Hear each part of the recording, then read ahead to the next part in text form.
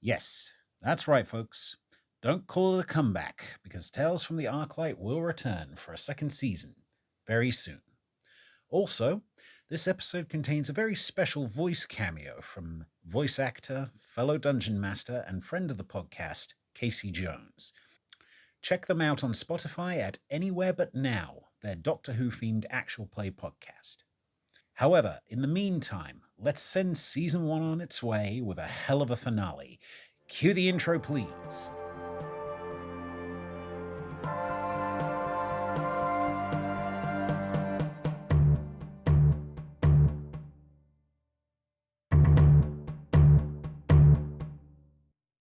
Hello, listeners, and welcome to Tales from the Arclight, where legends are told, stories unfold, and fabulous heroes are stalwart and bold. We have a great episode lined up for you today, but first let's introduce our cast members.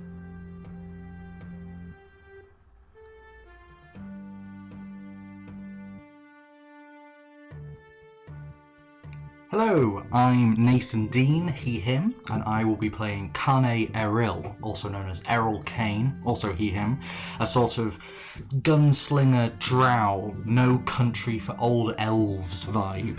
Definitely grimdark, so it's going to annoy Adam somewhat, and that was my cat. Hi there, I'm Seanwood Gates, he, him, and my character in this campaign is a one Telford Cornflower. Now, Telford is a bit of a larrikin, loves his drink, and just basically being a bit of a dickhead to everyone. He's inherently bad, he wanted to be a town guard to protect people, but his past keeps on coming back to haunt him. He drinks to forget some of the terrible things he was forced to do in the past, and doesn't truly realise how powerful he is. So, to sum him up, he's a heavy drinking town guard who plays the fool to deceive people. Definitely has more than a few tricks up his sleeve. Hey there, my name is Z and I'll be playing Zebediah Deathbringer, a human ranger from the plains of Westruun. Orphaned at a young age, Zebediah has a massive chip on his shoulder and his own form of justice that he doesn't hold back from meeting out. I'm Rebecca Reeg and I play Brianna Nibblecloak, a ghostwise halfling cleric of trickery, sworn to the service of the Changebringer. I joined the group after my friend Derwin called in a favor, and I was tasked with keeping the group alive during their attempt at recovering this artifact.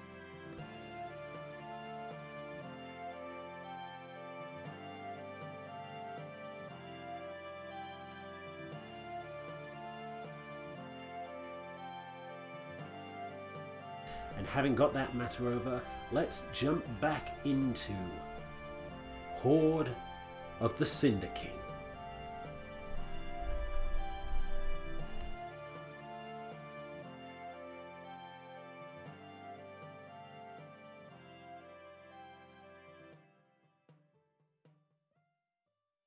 Last time on Hoard of the Cinder King, the intrepid band of anti-heroes faced off against Samael the Minotaur Gravanu and his men in the study of his opulent mansion located in the heart of the city of Amon.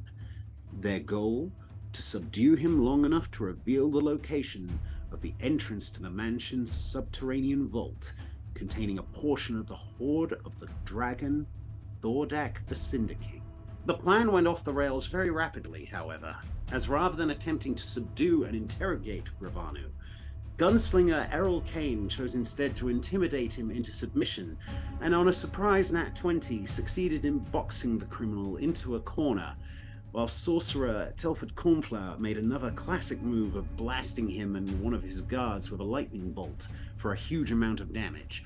Realizing that the original plan was becoming untenable, Warlock Renard X Tealeaf proceeded to use Vicious Mockery to send Samael into a state of paralysis, slit his throat, and cast Speak with Dead to gain the intel they needed by brute force.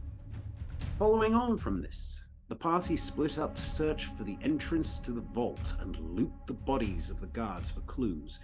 On another nat 20, Errol was able to pick the lock of the vault door with expert precision, and Rangers Zebediah and Cleric Brenner located a number of interesting items in the study. However, they also discovered that Renard pilfered a mysterious tome from the study, and when confronted on this, he slipped away into the mansion before anyone could pursue him.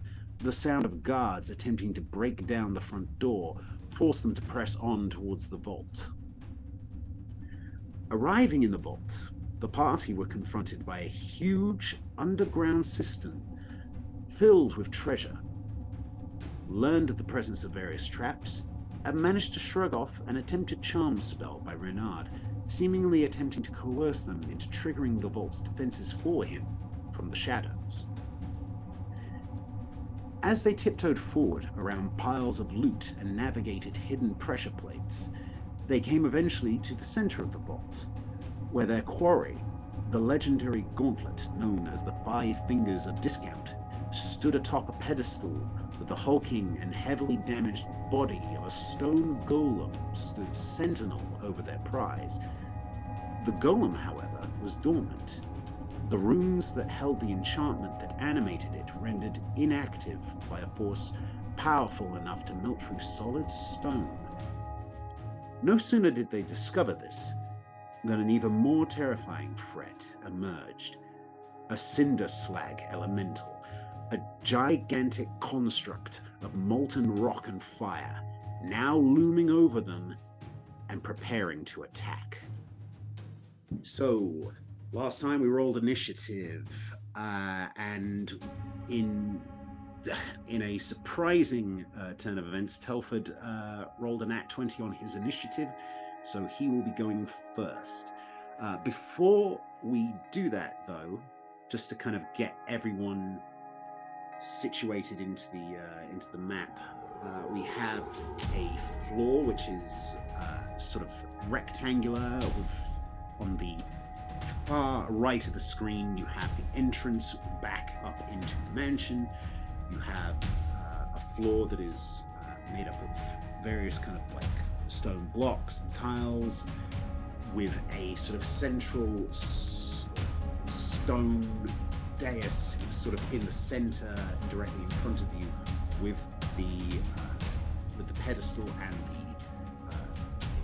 currently inanimate golem before you, and sort of dotted around on the path going forward and sort of around you are these big towering piles of treasure and coins and various artifacts and things. Now, basically, because of the amount of treasure and how high it is and how steep it is and how unsteady the ground is, if you wish to traverse any area where these piles of treasure are, that is going to count as difficult terrain, which will cost half your movement, or you can make a athletics or acrobatics check to counteract that. If you fail by more than 5, you will run the risk of taking some damage. Intriguing. Where's the elemental in terms of on the map? I know that there's the golem on the pedestal. Is that the same doodad, or is there a separate critter? The one on the pedestal is the stone golem. That he is inert. He's inactive. Okay. The one that's to the upper right of him, sort of diagonally up and to the left of you. So the person nearest to the elemental at the moment is Zebediah. He's the one standing closest to the dais over here. And then the rest of you, Brenna, Telford, and Errol, are all about 5 tiles back, just by this, about 20 feet back. Okay. And the first person to act in initiative is going to be Telford, and he is going to do something a little unorthodox, something that Never requires a little bit of. This is once again, folks, where the rules get a little spicy, because we are using a spell creatively, but in the words of Matthew Mercer, if a rule gets in the way of fun, it's not worth keeping. So what is going to happen is this. Telford raises his hands and goes, "Guys, I got an idea. Stand back. And he holds up his hands and he casts a spell in the direction of this huge fiery elemental creature. And you, in a moment, you see droplets of water seem to raise up out of the ground and out of the ceiling and out of the walls and coalesce around this huge figure, and all of a sudden slam into this sort of marble-like bubble of swirling water around the elemental. The elemental screams, this not even animalistic, but this sort of humanoid, animalistic kind of roar, and it instinctively, like an animal pulling away from the flame, is going to burrow into the ground with its reaction. It's not its turn yet, so it can't move. For those keeping track at home, the reason that we're doing it this way is because the spell that Telford is using, Watery Sphere, applies a strength saving roll, I think it is, for a restrained condition, and Synthesizer elementals cannot be restrained. However, it is going to take some damage, so we are going to use, because it's the same level, we are going to use Firebolt rules, or Fireball rules. We're going to use the same amount of damage as it would for a Fireball, which would be 9d6. Okay. Telford is insanely powerful for a drunk. He is a level 7 sorcerer. Just seems to continuously surprise me with everything he does.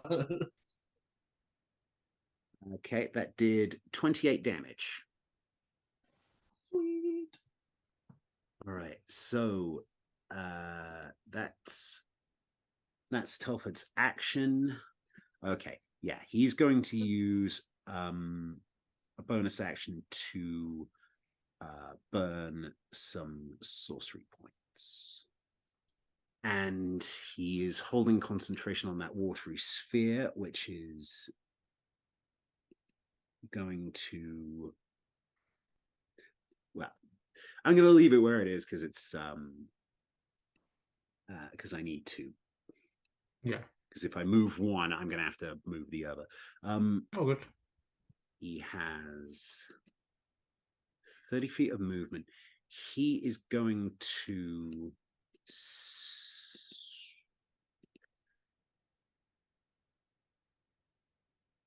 Yeah, I believe. Yeah, he's in range for the moment. I think he's going to stay put and just hold concentration. So next up in the initiative order is Errol. Oh, so this golem fella, does he look like he's going to activate if I go near him? I'd say roll an intelligence check. First roll of the new dice. Don't touch it. That's what cocked me. Go try that again. 15 plus. Okay, I approve. On the dice. 15 on the dice plus intelligence is 16. You saw Zebediah approach the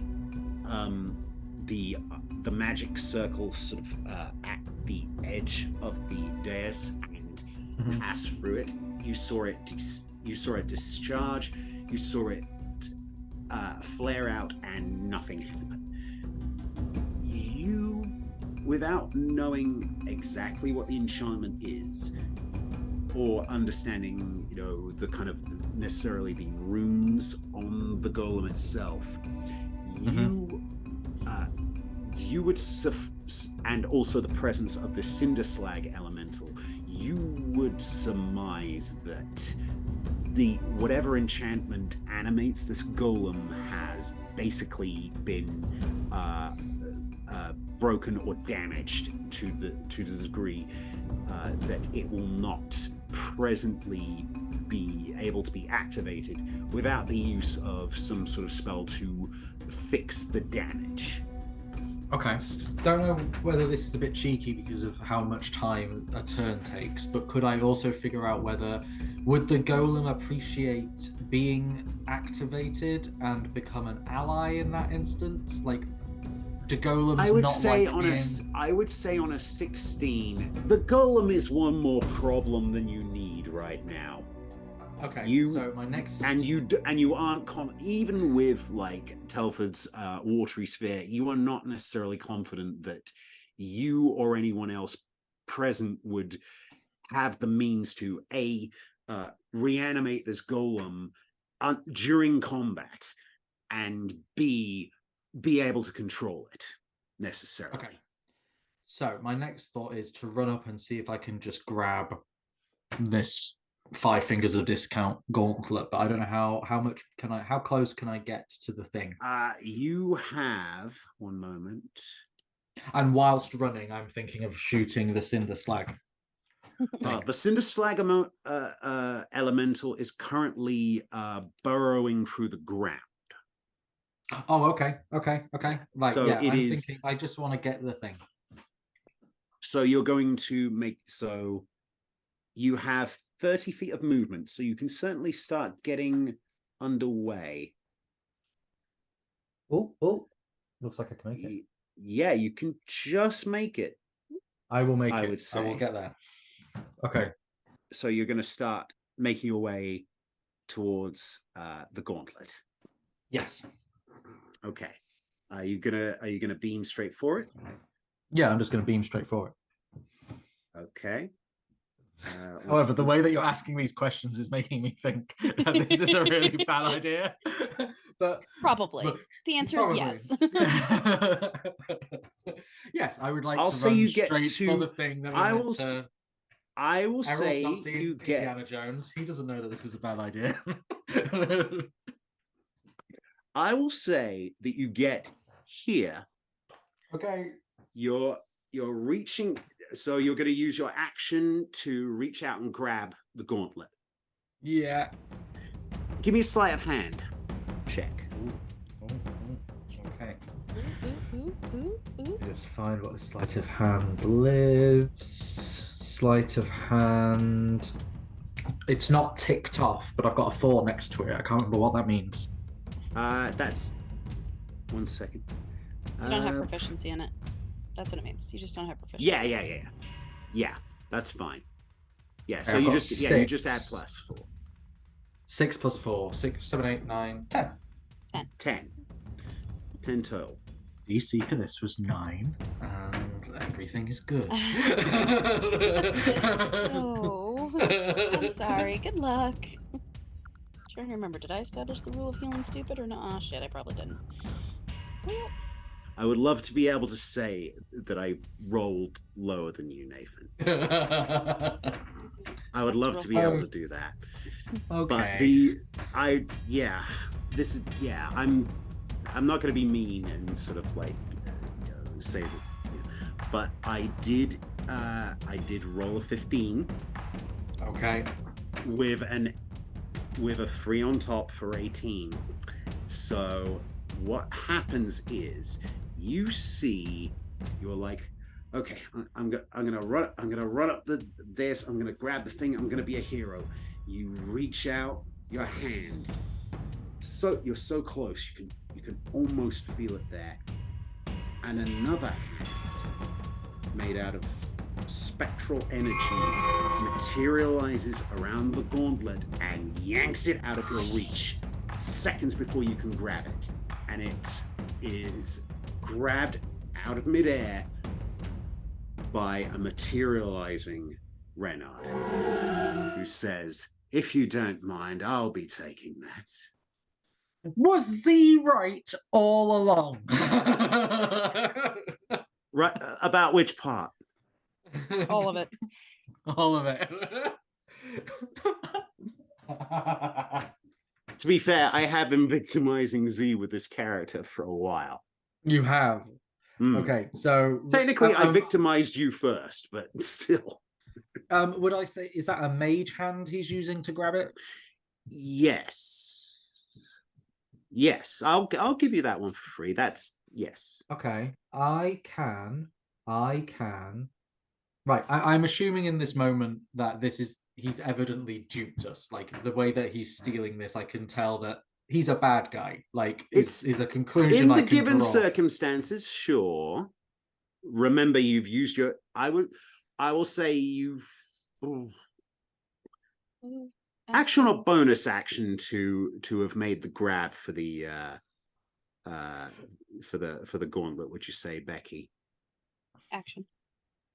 It's an action.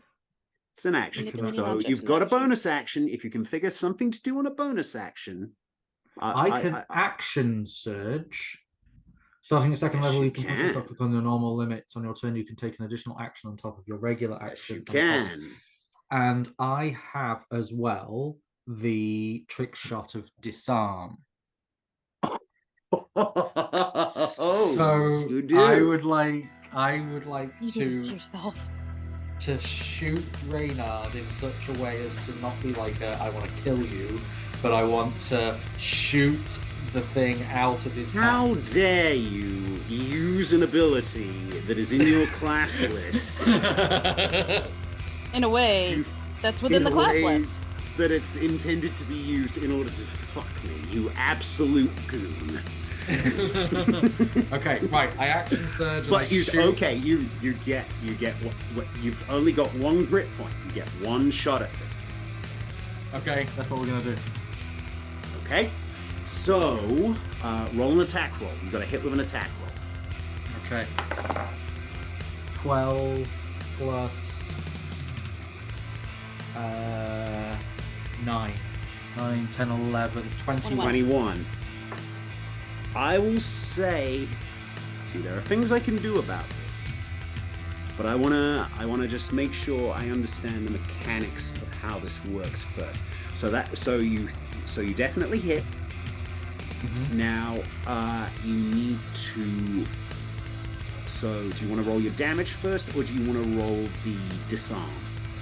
I want to roll the disarm first, because that's the goal. Oh wait, that's Oh wait, no, that's no. Yours is it's like a spell save DC. So I think I put a roll to beat it. So bear with me a moment. Here we go. Disarming shot. When you make a firearm attack against a creature, you can expend one grit point, which I've done, to attempt to shoot an object from their hand, which I'm doing. On a hit, the creature suffers normal damage and must succeed on a strength saving throw or drop one held object of your choice and have that object be pushed 10 feet away from you. So strength saving throw. Let's see. Yeah, Reynard does not have a particularly high strength save. Do I have to roll strength as well for what? No, no, that would be something else. But your okay. I did calculate it here though. Your trick shot DC to beat is a DC 15. Okay. So I am going to roll. Ooh, that's bad. That's a 9 total. However, Reynard is going to use one of his class features here. How dare you use the class features as they are designed? Yes, it's funny how that works, isn't it? He is going to use Darkwine's Own Luck to add a D10 to his roll. Wow. So, yes, how much does he have to roll on this? It's a 9 on it. So yeah, 6 or higher, and he's going to. And he holds it. Do quick maths. I can't do any maths at all. So on a D10, this is a 50-50 split. Okay. Okay. Ish. We'll use your math on that. Okay. It's a 9. Okay, yeah, but he still takes the damage. He still takes the damage, so roll damage. roll a d10, which is this one. Seven, Numbers on it. eight, I'm just two, pulling up three. your. So all right. That's Yeah. a d10, right? Yeah. 1d10. Okay. It's like- Plus, am I using? Oh, I never actually said if I used lyre or just a regular pistol. In my head, it was a regular pistol. Well, lyre is currently jammed. Oh, of course. So So- it had to so be it's a a regular regular pistol. pistol. 4 plus So in 6. actuality, Yeah. your pistol would have it would be a plus 10 to attack instead of. But yes, what did you roll? I for got damage? a 4 plus 6, so 10. That's what I have on my pistols. Is 1d10 plus 6 piercing. What I've got here on the cheat sheet is a plus. It's 1d10 plus 8. Okay. Well, So in this that's the instance, I'm piercing. happy. so 1d. So it's so. Did you call which weapon you were using? By the way, It has to You be a just said a regular regular- pistol. It has A to be a regular yes, pistol. you got your lightning weapon or your cold weapon. Oh, of course. Cold. Okay, so you rolled a 4 on the dice. Yeah. Plus 8, that's 12. Plus 1d6 of cold damage. 1d6 of cold damage. 6. I like those dice. I like Okay, those Okay, dice so too. that's 18 damage total. Is he dead? No such luck at the moment. No. Okay. So in my head, it's hit his wrist because that's where I feel like to make him drop the thing. So it's hit his wrist. He somehow held on to it, but Yeah. it's now very cold there. It's nippy. He's got a nippy wrist. Yes. Well, funnily, Reynard being a tiefling, well, we will soon find out.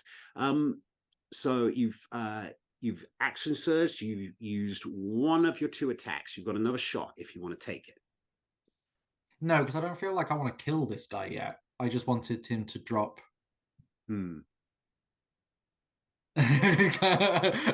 Well, apart from the very subtle devil on my shoulder that's telling me that I probably should kill this guy. Is there a way that I can sort of with my next shot just try and incapacitate him, like try and shoot him in the leg? You could call a shot, but anything, any of your trick shots, you would need to regain a you need to regain a grit point. Yeah, I don't necessarily want to use it as like a trick shot. I just want to shoot him in his leg, in just a brutal Want to get maim down. him? Stop being a, yeah. I just want to maim him a little bit. Just a little maiming. Just a little maiming. Just some friendly maiming. Well, we can observe the rules for called shots, but yes, in terms of your other option is to just try and do damage to him. No, I'm gonna. Yeah. Or. I would say, because you've action surged, I will allow you to hold that second attack if you wanted to wait for the elemental to pop up. Then yeah, that. I would rule that I would give, since you burned your action surge, I will allow you to do that. Okay, cool. Then in that case, then I will hold that and say to Reynard, son, you better give that over to me now. I'm going to assume you're not on our side or something. Sharp as a cue ball, as usual. So you run up, you go for the item, it gets yanked out of your way. You instinctively pull your weapon, and you try to knock it out of his hand, but he grips it tight. Having given him that warning, it is now Reynard's turn. Okay. Let's see, what can I do that is going to be... This is your last chance, son. He says to the other guy, knowing it's probably more related to himself now. See, now, okay, I have a few options here for what I can do. The question is, how mean do I want to be?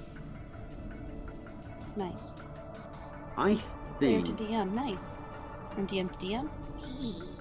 I think he's going to prioritize getting out of there because he is at the far end of a room with a bunch of possible obstacles in his way.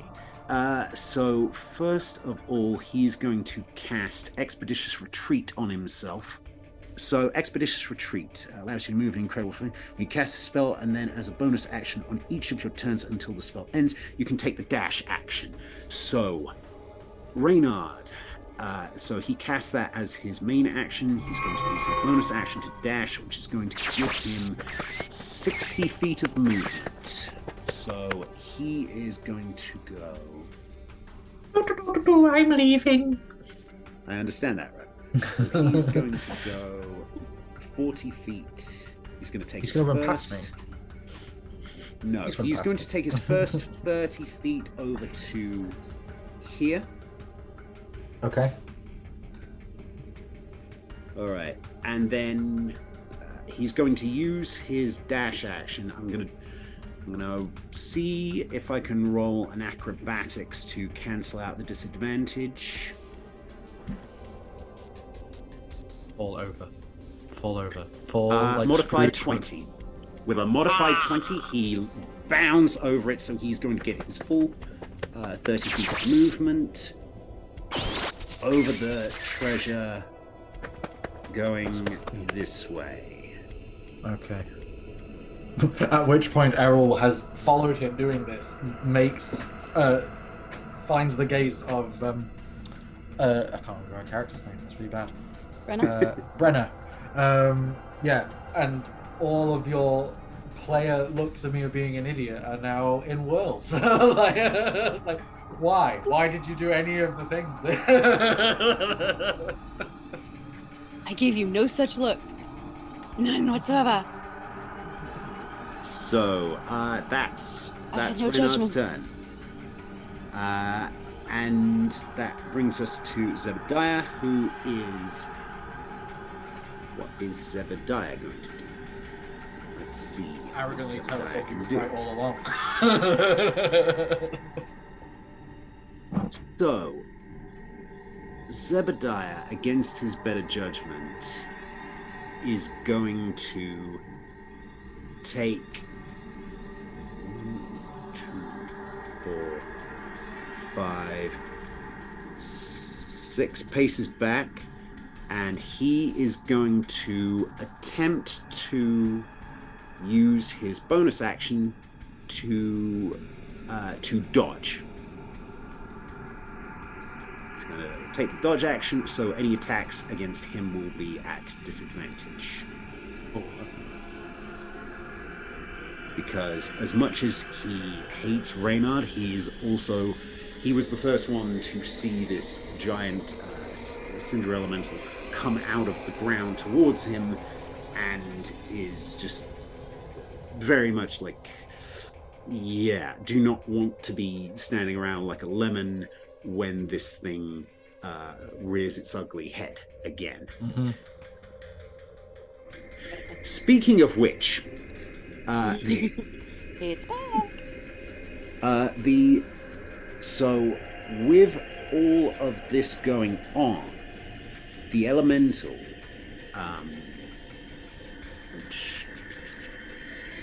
let's check something here, because I feel like it has tremor sense. Dark vision, passive perception 10.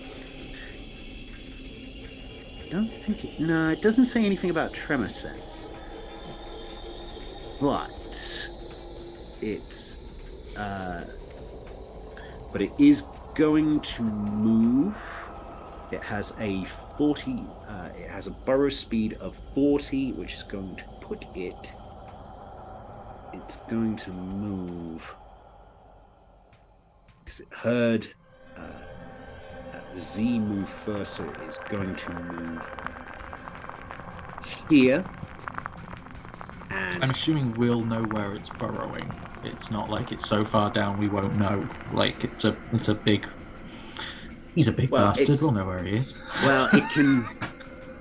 Well, you can sort of feel the ground shake a little bit underfoot, but it's basically it can squeeze through gaps as small as an inch without squeezing. And it can also enter hostile creature space and stop there. First time it enters creature space on a turn, that creature takes 1d10 fire damage and must succeed on a strength save or be restrained. So this is going to be tough. This is going to be bad. Well, I'm so glad I ran up onto the dais now. And that's why I did this, to be fair. It was so I couldn't be restrained. Yeah, that's the real, true, honest reason.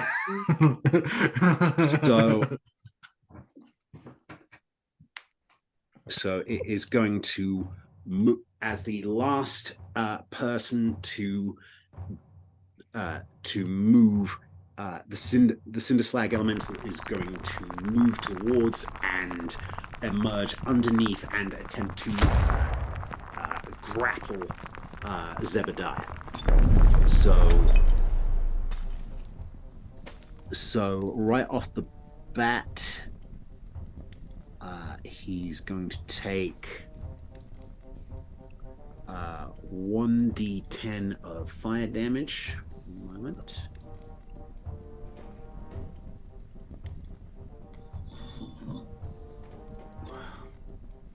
That was only so Zebediah takes 4 points of fire damage.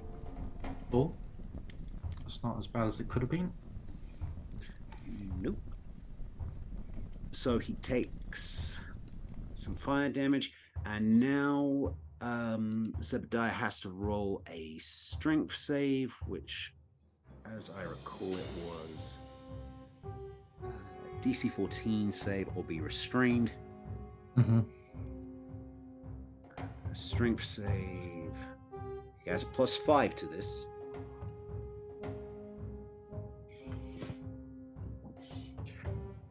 That's an 8. He is restrained. So, and then he's going to take some additional damage, I believe.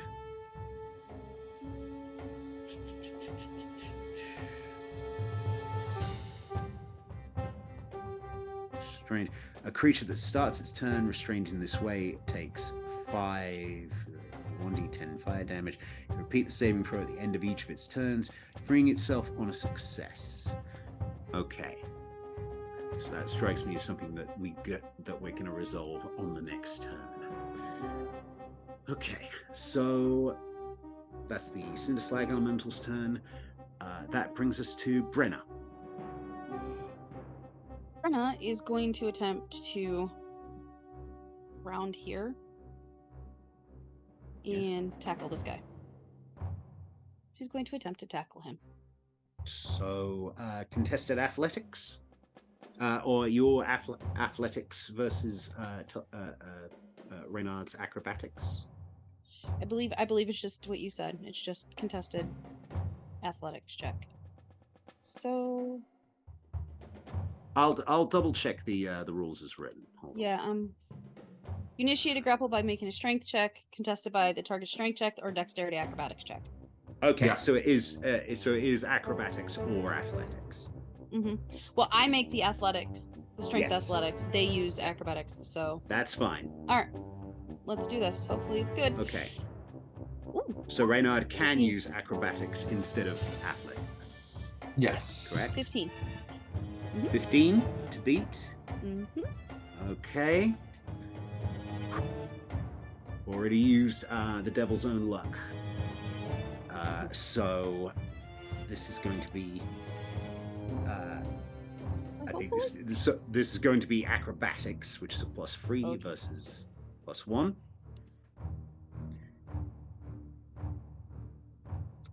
That's an 18. 15 +3. So movement action. bonus action. I don't have a bonus action. Well, I do. I have a healing word bonus action I can do.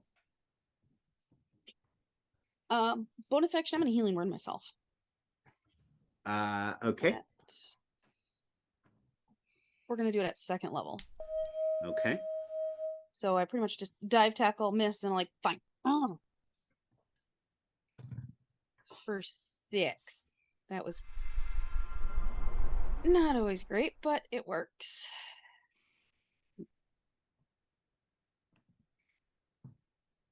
Okay. I'll take it. Yeah, feel free to update your HP. And that's it. So you go for you take a running tackle at Reynard. You go for his legs, and he just gracefully front cartwheels over your head, slaps you on the butt, and sends you tumbling into a pile of gold, and pirouettes away, and blowing you a cheeky little kiss and a wing as he does. No, there's a growl. Still clutching the gauntlet under one arm, like a linebacker with a football. Yeah, that works. I don't know the sports ball. No, literally, that works. Literally. That's great. Yep. Think rugby. Wonderful. Yeah. So, and feeling a little bit embarrassed by the whole situation, you give yourself a healing word. Was that all of your movement? That's all of it. Okay. That brings us back to the top of the initiative order. With Telford, Telford is going to attempt to move the watery sphere 30 feet. Let's see if we can catch. While Adam is refreshing, I'm just going to plug the dice that I'm using, which I got for my birthday. My fiance got me them. They're absolutely incredible. They're called Dice of the Ancient One. They're metal hollow dice. The description is: a long time ago, adventurers discovered a cult that carried out strange, unspoken horrors. Their leader, known as the Ancient One, led them in a mysterious mayhem, blood rituals, and dastardly deeds. They're from Dice Dungeon, and so far these have been the best rolls I've had during this campaign, so I feel like they're on my side. And so no one else get them, otherwise all of the luck in them will disappear. And yes, on that note, so Telford is going to use his action to move the sphere of water 25 feet and to use it to re-encircle the elemental, and that is going to deal some more cold damage, and also going to because he's going to burrow into the ground, he is going to drop Zebediah. So Zebediah is no longer restrained. So he said 10d6. That was 39 points of cold damage. Telford's doing great. Again. So as this kind of Goliath of stone and fire and rock and stuff is kind of grabbing and sort of trying to crush and burn Zebediah, who's like trapped within his arms, all of a sudden you just hear this like as the big ball of water just engulfs both of them again, and it shrieks and dives back into the ground, and in so doing drops Zebediah to the ground. So Zebediah is currently prone, but he is no longer being manhandled and burned by a giant monster. Right. Which is the most we hope for our lives, really. Every time I wake up and I go, like, I really hope I'm not manhandled by a monster. Indeed. Oh, good, I'm only prone. And I will say, this is a cantrip and it's an at-will spell. So Yeah, it's it's not a concentration spell. I'm going to say he is going to attempt to firebolt Reynard as a cantrip. So in front of him is this huge orb of water, and then, like, almost half blind, he's just like firing behind him as well with like one, like Well, a he's surfer. sort of over his shoulder. Well, I think we've established that Telford is essentially like the drunken master kind of school of sorcery. Yeah, I get that. So he is going to make an attack.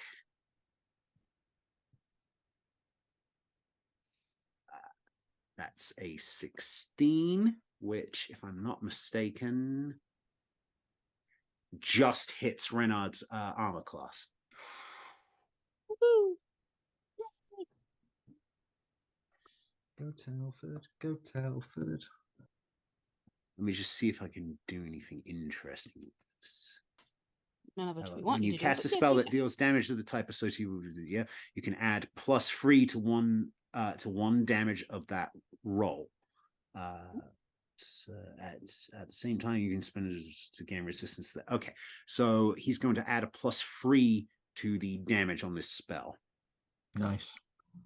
So that's 2d10 +3. So 17 damage. However, being a tiefling and having hellish resistance, that means that Reynard is going to take 17 halved, so that's call that 8. So you see just the sweat dripping off of Telford's brow as you see sort of a light in his eyes and something you've not really seen from him before. This moment, you see concentration and maybe also a little bit of fear as he kind of steers the sphere of water, and he looks Reynard in the eye and says, "I know you. I heard about you. You're the one my master told me about. You're the..." And you see his lips move, but it's muffled under the sound of this bolt of fire that blasts forward from his hand. And whilst it is a fairly impressive shot, it sort of... Reynard is able to just brush it aside, and he locks eyes with Telford and says, "Congratulations, Telford. Now you've got my attention." And that brings us to Errol. Cool. You're up. Also, side note, we also forgot to move Becky for her turn, so I'll say Put me right there. that you're around there. Yeah. That's fine. Would Brenner be in front or behind Reynard? Because I know they went to tackle and then he somersaulted over them and pushed them out of the way. So in my head, they landed. Yeah, I might have we gone can right there. sort of... Okay, so we'll say, yeah. Okay. We'll say for the sake of argument that that's the kind of the orientation. They're still sort of like base to base with each other. Okay. And you're back here. So my plan, and you tell me if I have enough actions and things to do this, because I don't know whether one of the things would be regarded as a full action or not, is Go on. I want to get to, I don't know whether you can see my arrow, but I want to get, right, so my plan is to run on top of that pile of gold where Brenner has just been knocked back, but get like on top of it. From what I've added up, I don't think I can get any further than getting on top of the pile. I will say, So let's have a look here real quick. You have a movement speed of 30. Mm-hmm. So let's quickly measure the distance from where you are to where the gold starts. So that's, let's call it about 15. So half your movement to get to the edge of the difficult terrain, and then another 10, call it another 10, 15 feet across you would need to do an athletics or acrobatics check to make it across. Right. I still want to get there, whatever, and then I want to shoot Reynard again, and this time just actually shoot Reynard and not try and give him the benefit of the doubt. But I also want to see if I can help Brenna up. I'm just going to check the range on your pistol from where you currently are. You have a range of 30 feet. Yeah. Alternatively, Nathan, if you didn't want to commit to a big run, to a big leap like that, what's 30 feet from Reynard look like for you?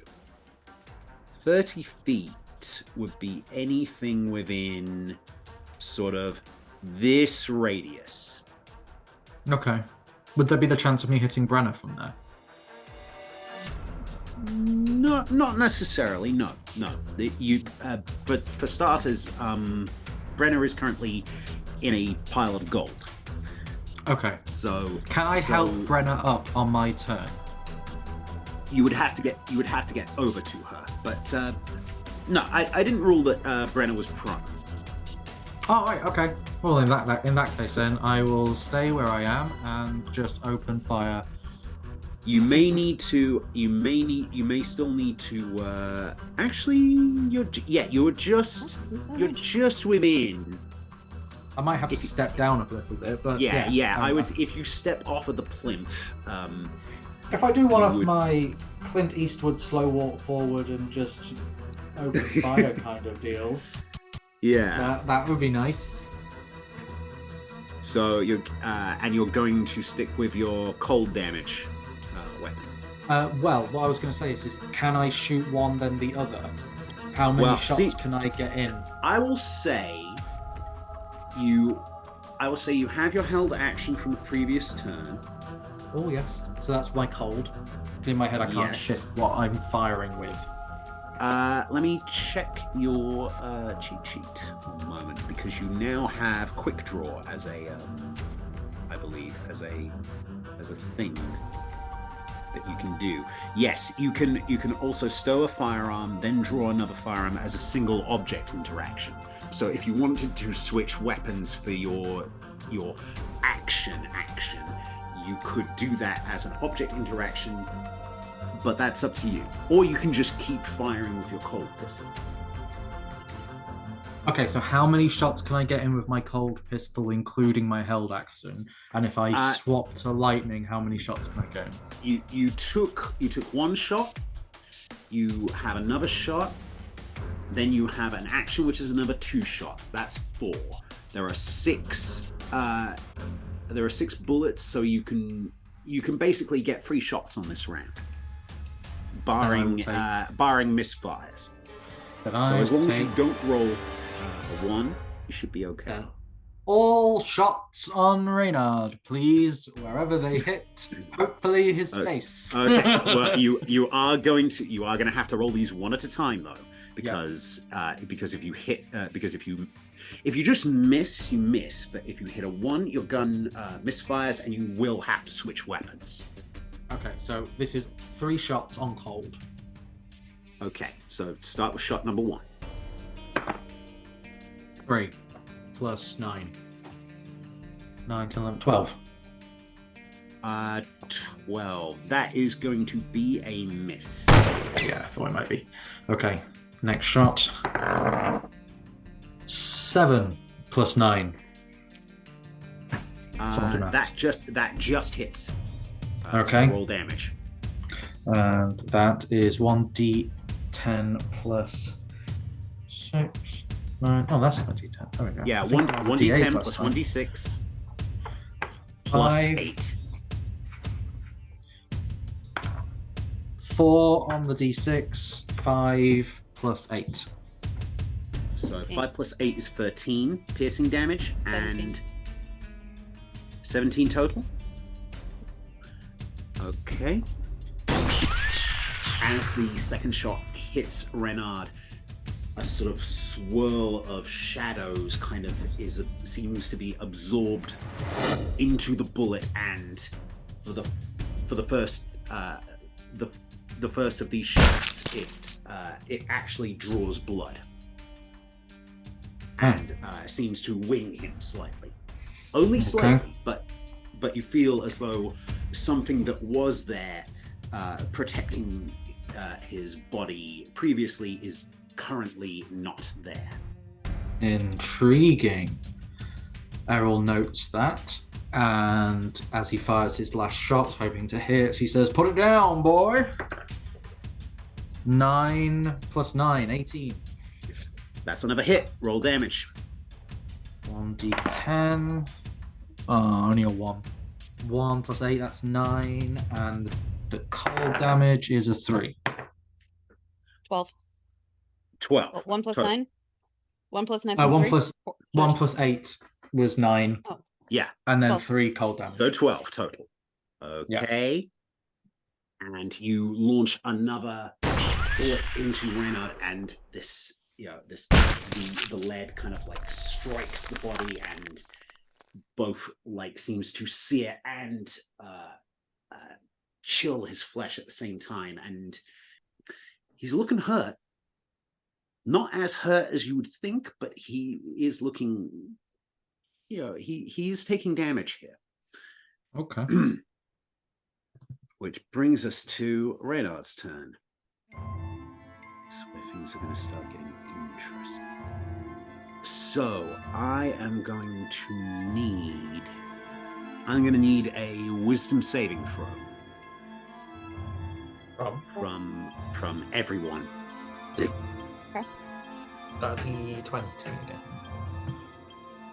Yeah, so it's D20 plus your wisdom, which your wisdom saving throw is a +1.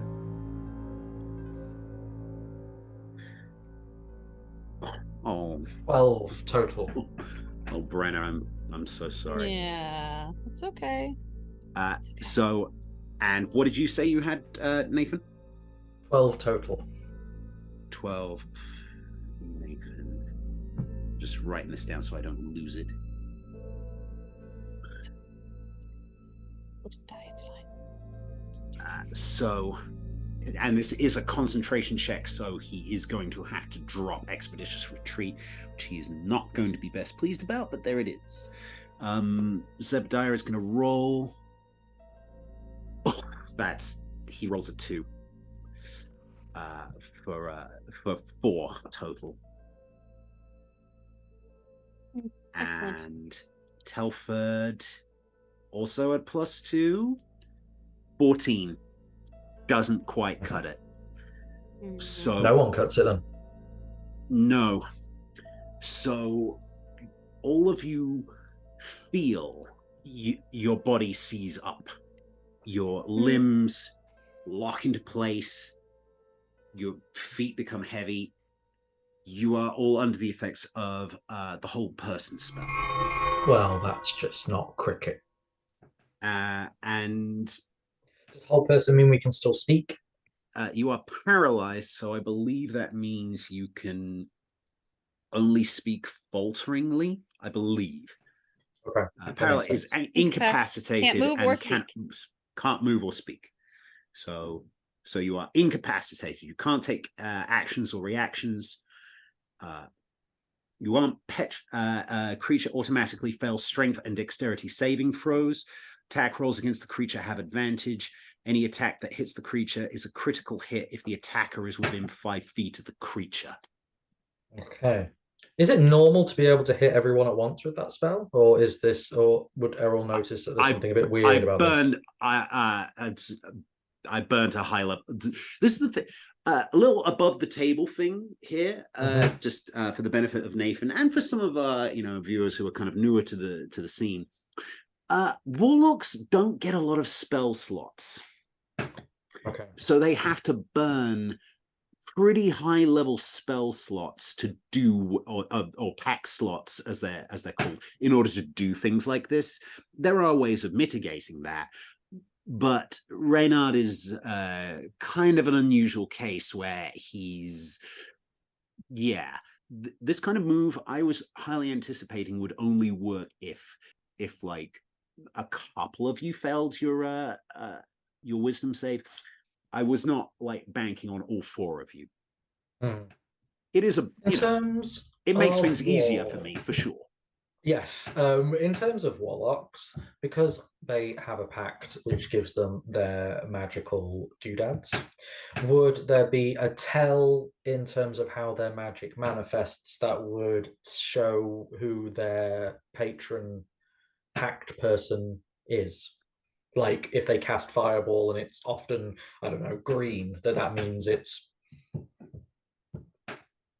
flippity gibbet. You know what I mean? Like, I will say, just to keep things fair and honest, I will say on a passive, I would say based on your passives, there is nothing presently, although the fact that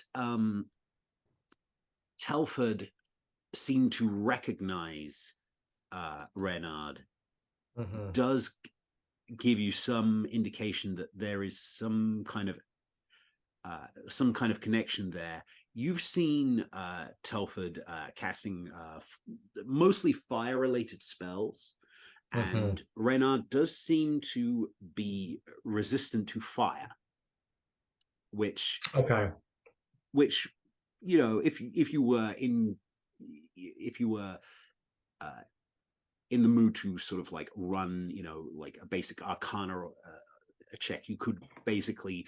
But I would say for the moment, the best you can surmise is there is some sort of unspoken understanding between these two, sort of outside and above what the two of you, and you've not really had much conversation with Telford about his past up to this point.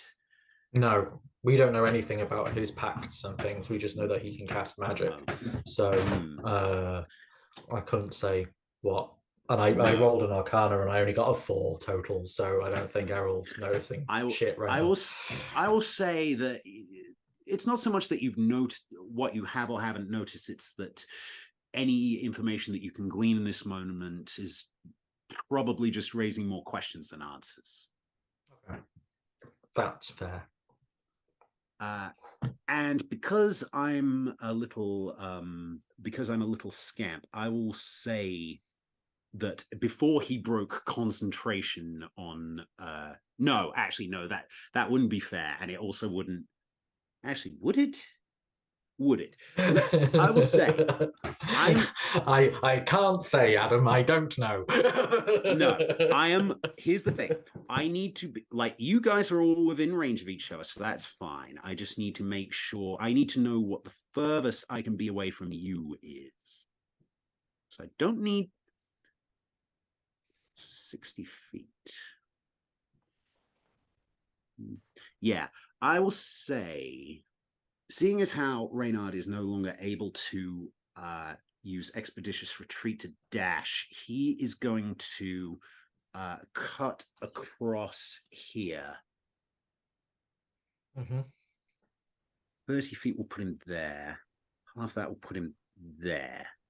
So he's going to roll to...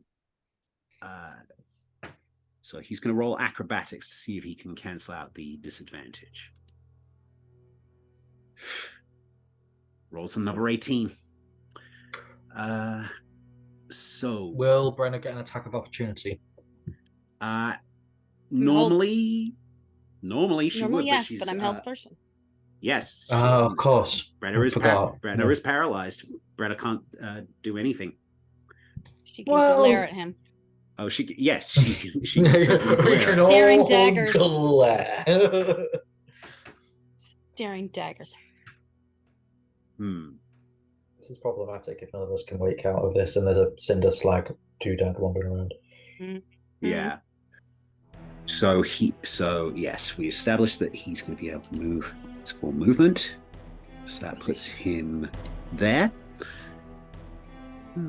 Yeah, so having got here, he's going to he's just going to end his turn there and just turn to the rest of you and say, Well, this has all been very fun, but, well, what can I say? Finders keepers, and to the victor go the spoils. I believe he's using the ancient law of finders keepers. Zebediah is going to roll a wisdom save to see if he can break free. I was wondering how we're going to get out of this. He fails with a 9 total. Well, that's lame. Z, do better. The Cinder Slag Elemental is going to move.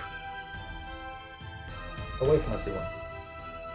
Actually, considering everybody else is not moving, he is going to move. That's a really good point. He's going to move over here, but he's going to hold his action. Because there is something... So the Cinder Slag has followed Reynard? Yes. Underground? Yes. Would we know that, like, from the rumbles? You could probably feel the movement. You could feel it moving towards him. But it's not immediately, like, lunged up to try and grab him? It's not immediately lunged up towards him. Make an intelligence check. Both of us are just 10? Either or. 10 total. 13. I'd say on that, the fact that it has been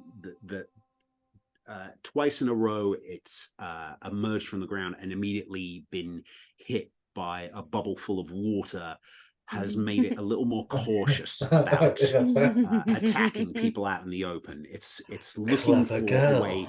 It's looking for a way to turn its position to its advantage. Is the impression that you get. That's its turn. It's going to hold its position. Brenna, give me a wisdom check. A wisdom saving throw, I should say. You're looking to beat 15 wisd. 16. 16. You break free. Is that at the end or the beginning? That's the end of my turn. Yes. That's the end of the turn. So that's the end of your turn, but you are no longer held. Excellent. Free action to everybody in their head. Free action. So give me time. Yes. I'm gonna be pretending I'm still held. Just I got an idea. Mentally in their head, but I'm looking like I'm still held. If I can. Okay. So we hear in our head that you have an idea. So we know that you're now not held, but you're going to continue pretending to be held. Okay. Okay.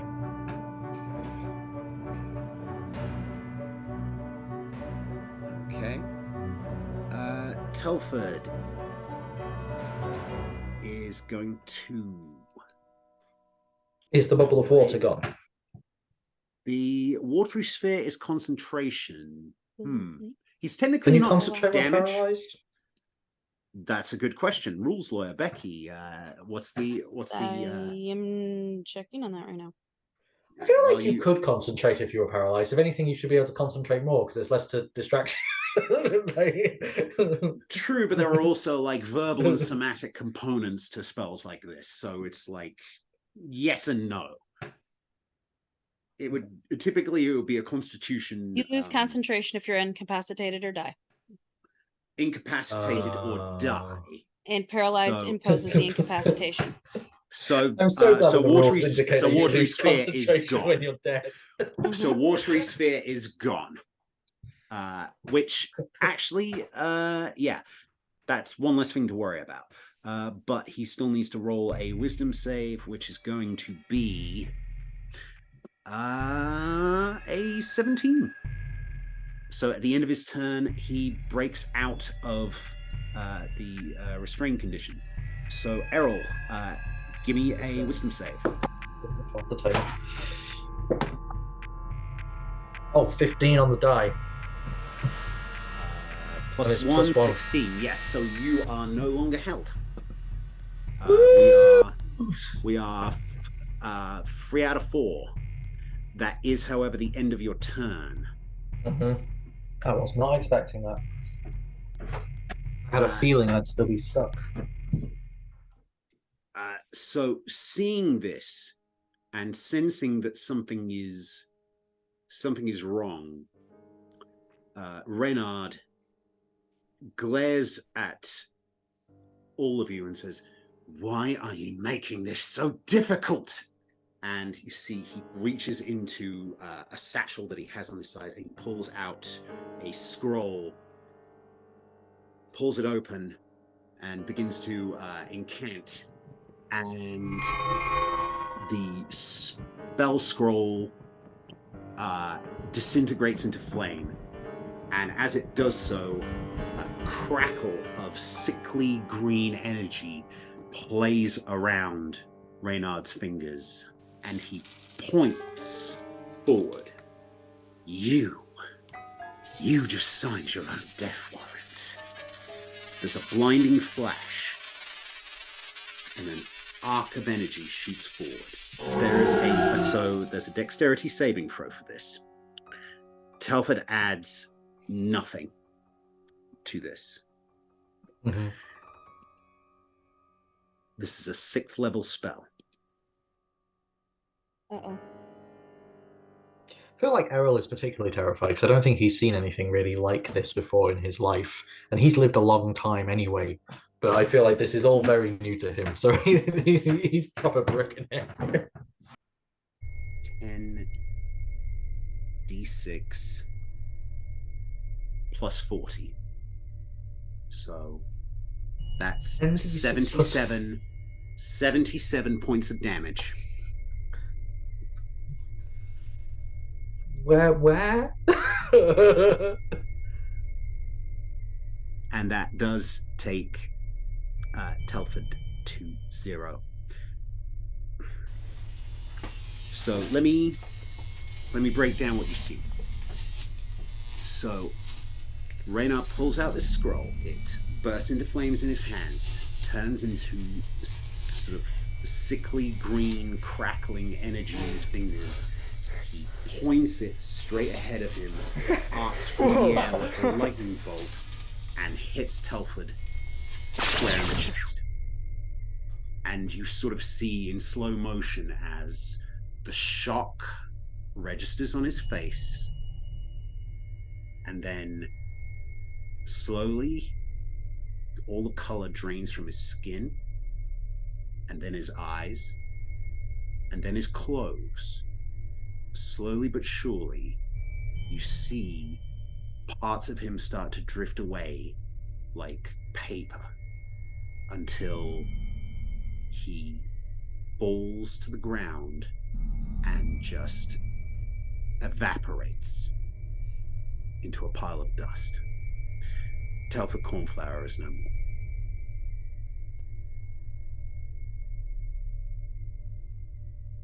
Wow. Um, That's what you get when you can't make sessions regularly. Dude, would we know what spell this is? Like, Yes, Arcana that's to the know what actual the spell question. this is? Roll Arcana. I'll try. Roll Arcana. I'll give it a go as well, just in case. I don't think that did it. I think that did it. 8 total. I got a 6 total.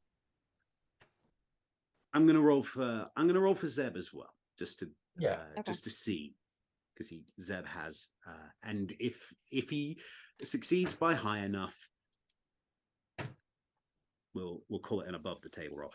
Wow. Oh, sure. We're sorry about Telford. Zeb rolled a 22. Wow. Total. Yeah, even though. So I will say, for the benefit of the table,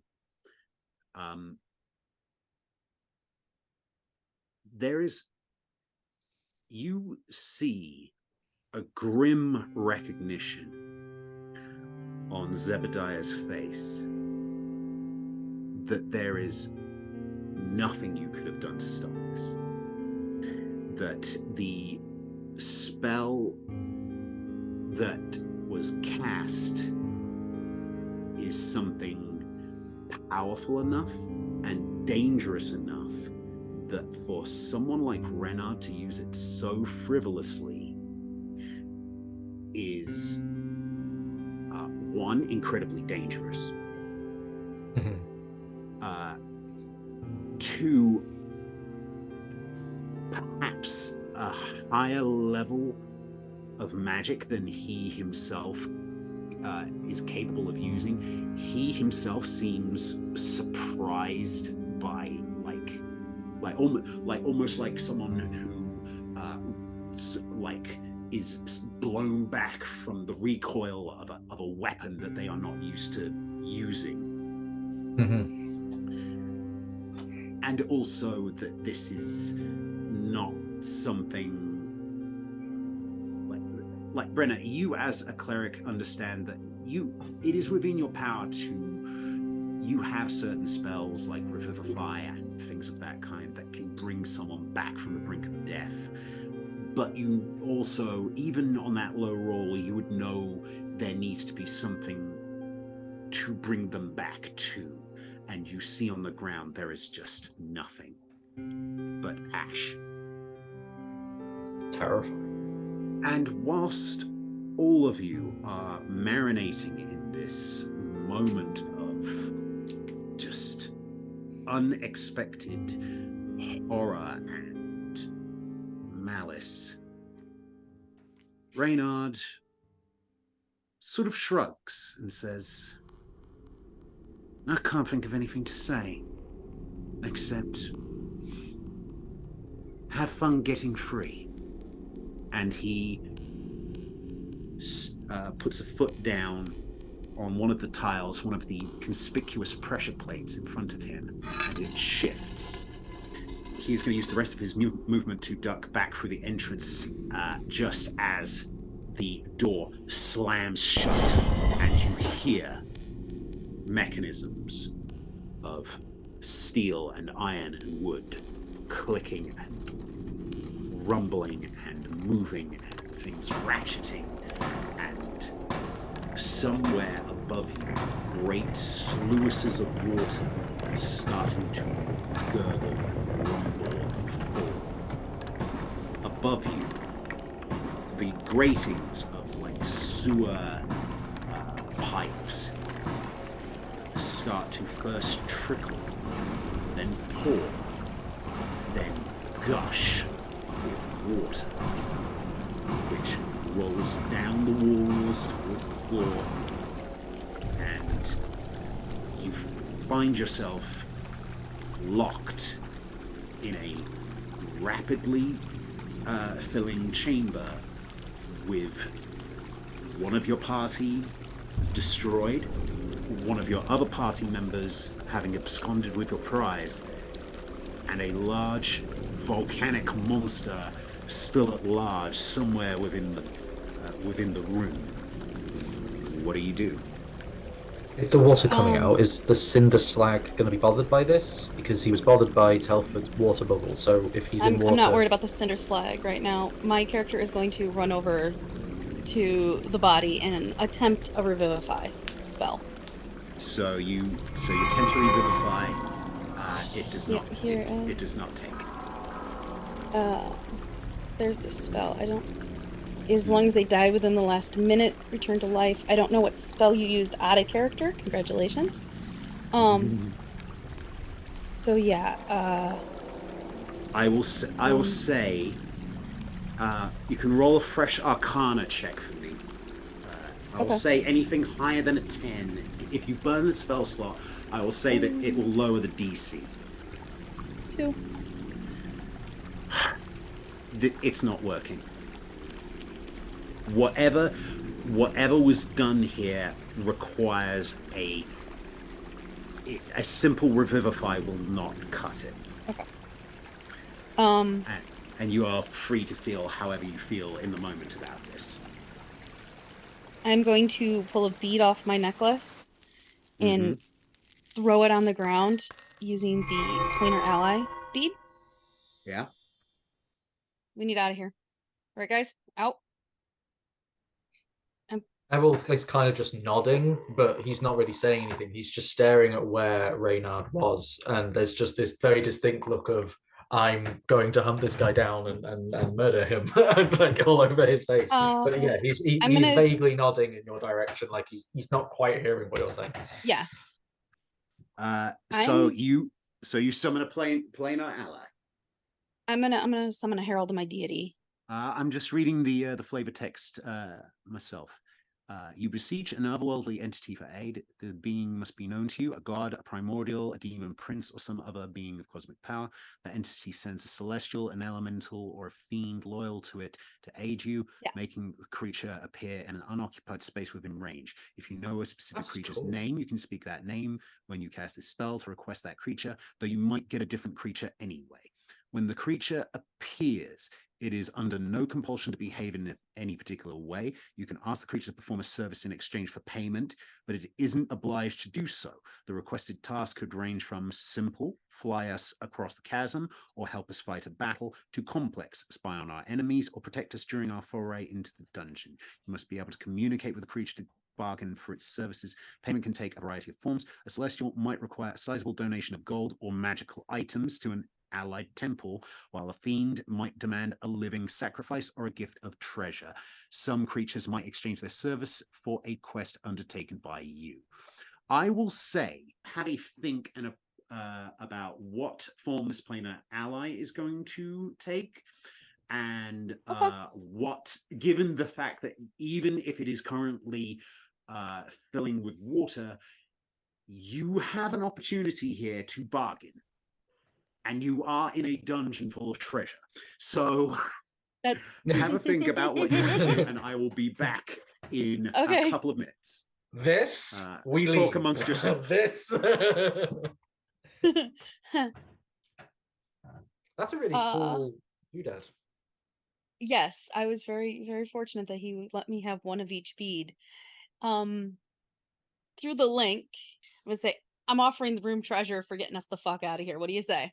Yeah, another quick nod from Errol. I'm assuming that while Z's not here, that Zeb is doing a very similar thing. My only other idea was I was just checking through my stuff, and I've got Tinker's tools, and I was wondering whether I could reverse engineer the pressure pads to like reseal the things. But I think summoning an otherworldly being to get us out for a shit ton of gold is a far better and cooler plan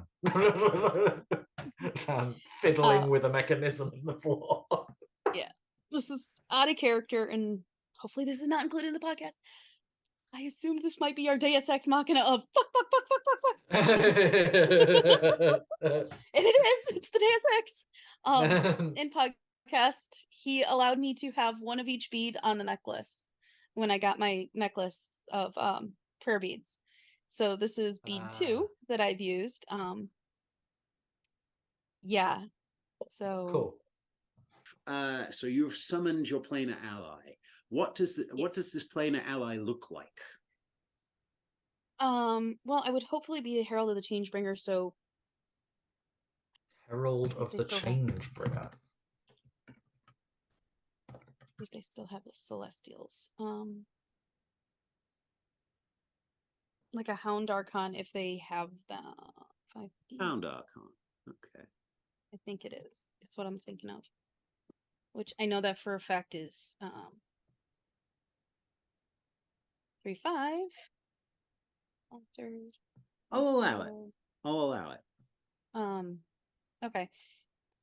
So I'm gonna bargain so like with a celestial kind of dogman person. Yeah, dogman. Hopefully can get us out of here. Yeah. One of those old celestial dogman persons. If he's a celestial dogman, does that make him a good boy? Yes. Yeah, I've just Google chatted the first result to you. Okay. I don't have the content which they're in. Cool. So I've got like proper hound-like face, very Anubis-like, but he's wearing like sort of medieval tunic from below and with a huge Jock-off sword. Yeah, and like a kilt and things. Yes, so sort of this big sort of muscular man dog person. He materializes. And like I said, I don't know what they're able to do in this edition. But pretty much, I'm pleading on behalf of my party. You can have the entire room worth of treasure. Just get us out. So this creature stands over you with a sword like kind of crossed in front of him. Big, brawny arms, very muscular, like a hound-like snout. He looks down at you, and even though you get this sort of very stoic creature, sort of looks at you and says, and it sniffs at the air. This is the Hoard of a dragon. It can do a lot of good, but we need out. Some steps will need to be taken, but it is within my power to help you. He turns to all of you and says,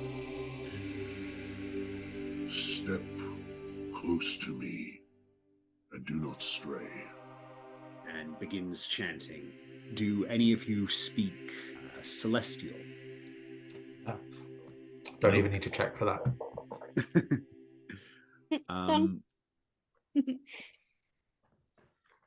Funnily enough, Zebediah actually does speak Celestial.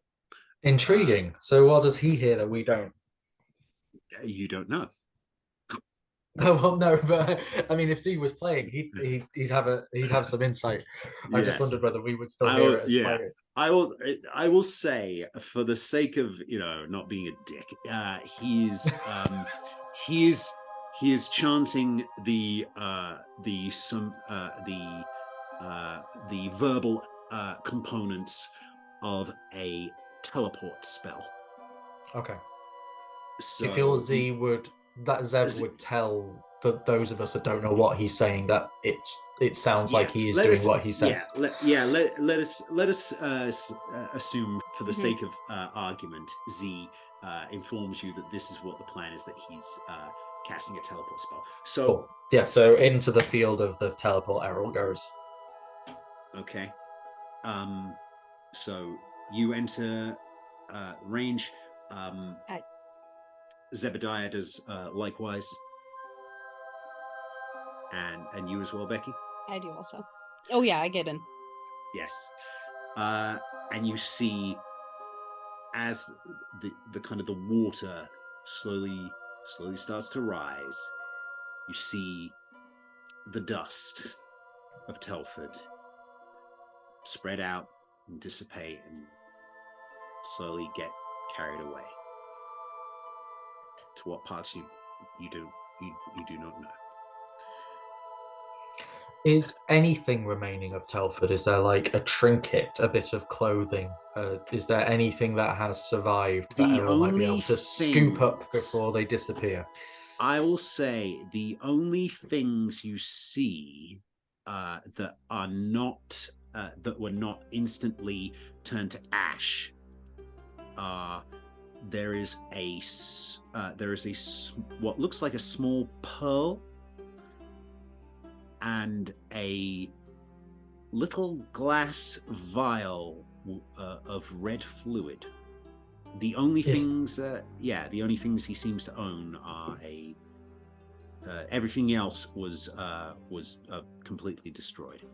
And would Errol have time to grab those two things before they disappear? Make a sleight of hand check. It's going to be a low DC. Baby.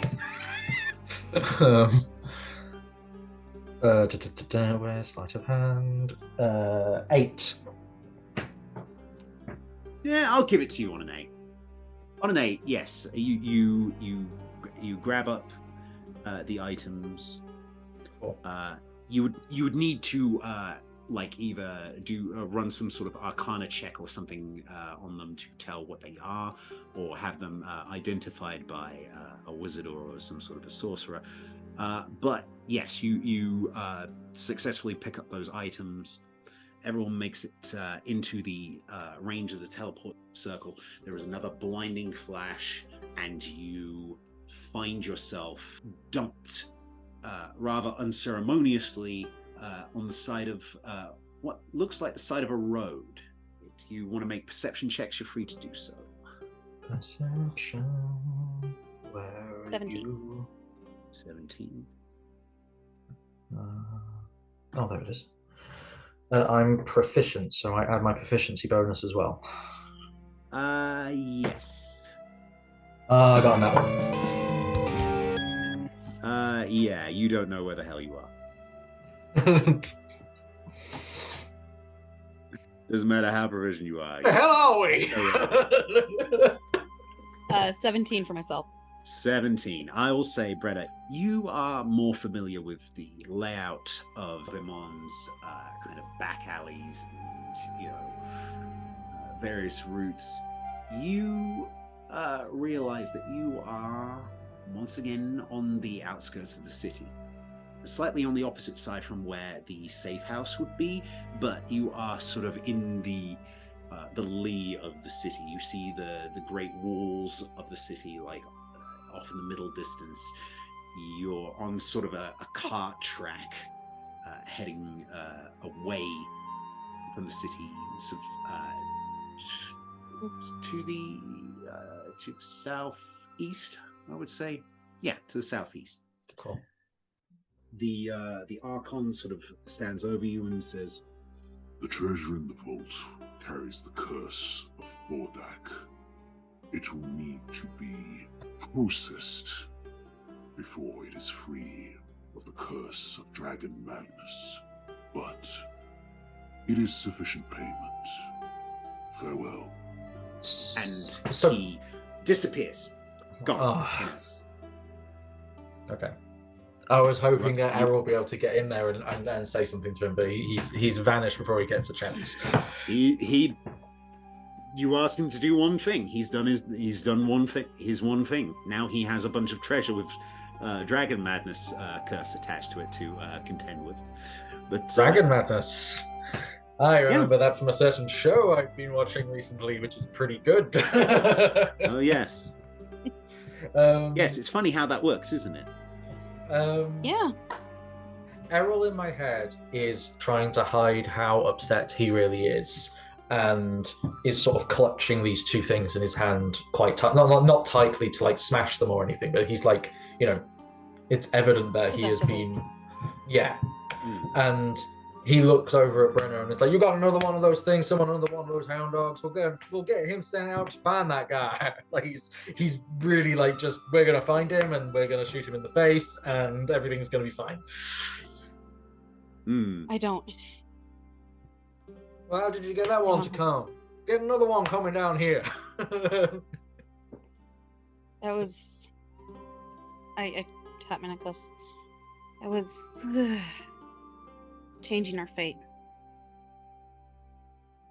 I feel like he just puts his arms in the air and walks off a little bit in a random direction, and you can just see, like, especially after the weird dream that he had and all of this stuff, that he knows that this information, like the way you're delivering it, is like a rational answer, but in his head, with the little amount of world that he has seen, like, it's just like, this is just stupid. Like, a dog appeared out of nowhere, and then we were fighting like living magma. There was like, and he can't even get the words out fully. He's just like incensed with how much information he's trying to now process within the last, I mean, I don't know how many rounds that was, so how much time, like 10 minutes, like 5 minutes of just nonsense. Like, Make an insight check, either one of you. Nat 20. Wow. 12. Errol, I will say, and we can perhaps we may have to cut this together a little bit, but I will say make a note on that nat 20 that you see a complicated mix of emotions.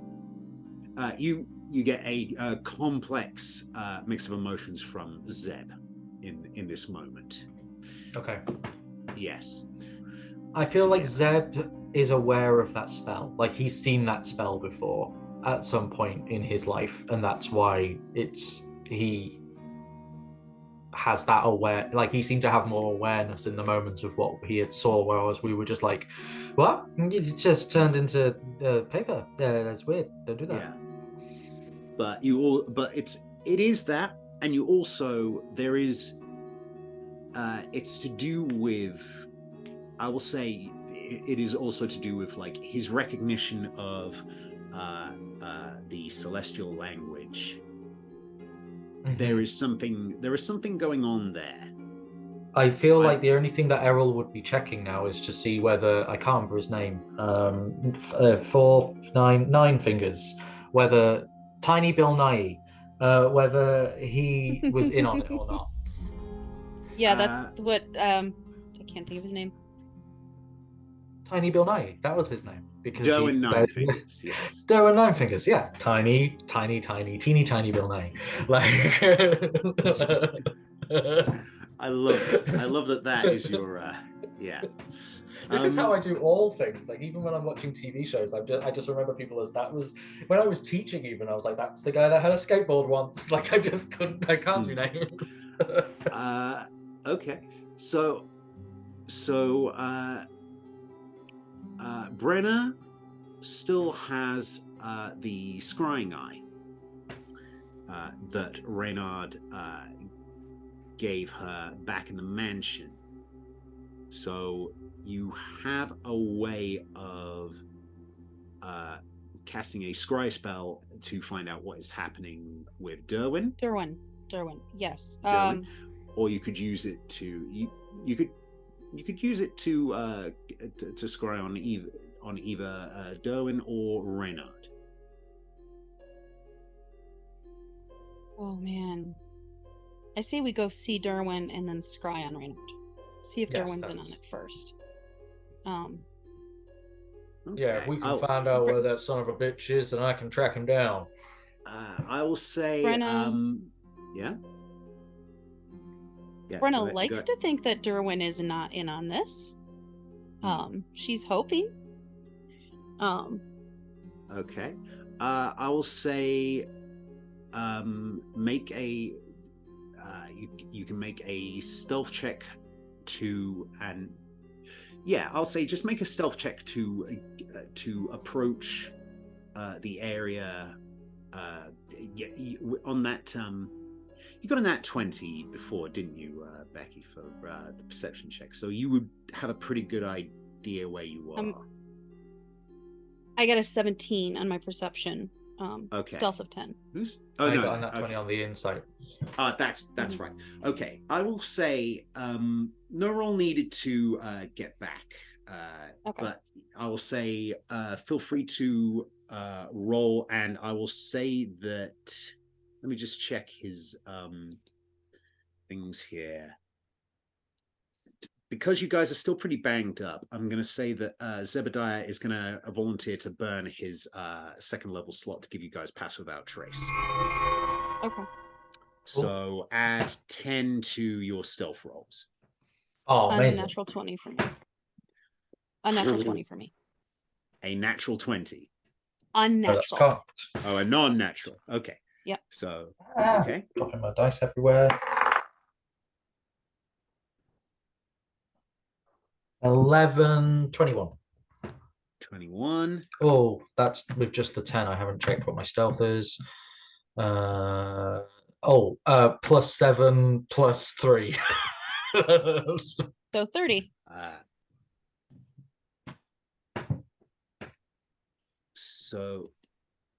So what was that total?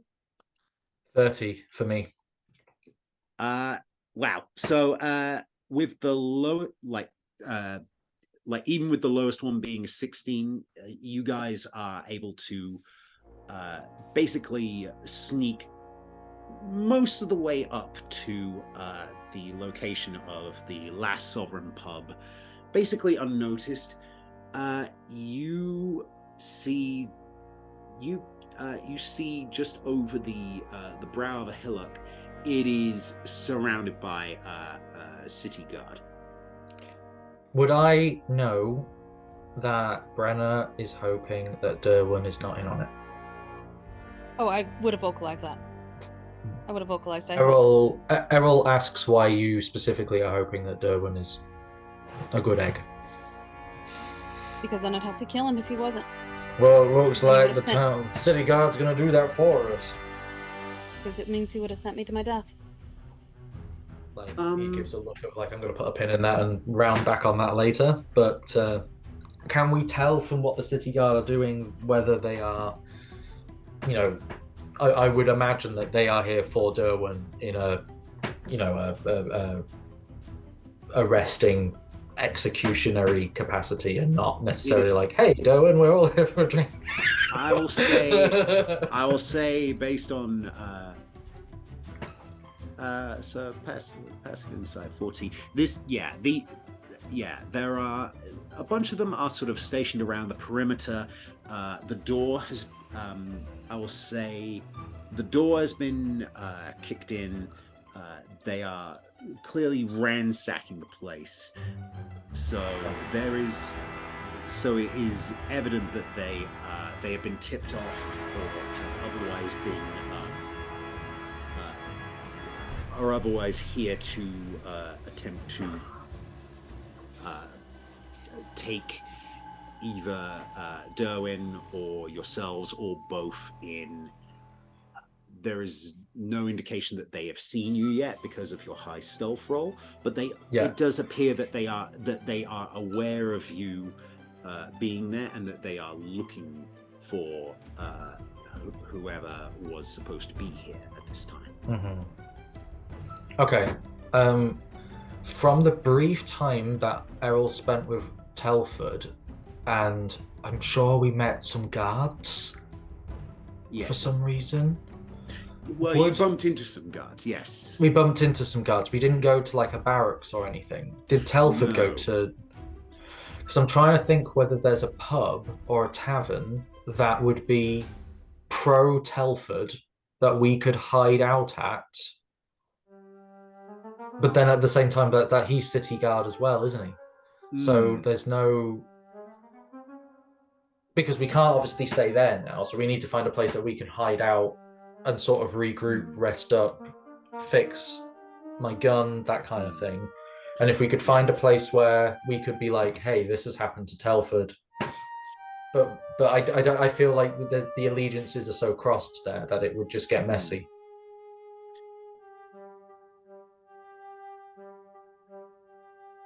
As you are pondering... Yes? Go ahead. It might have to deal with what I'm saying. I'm going to say so. It's okay.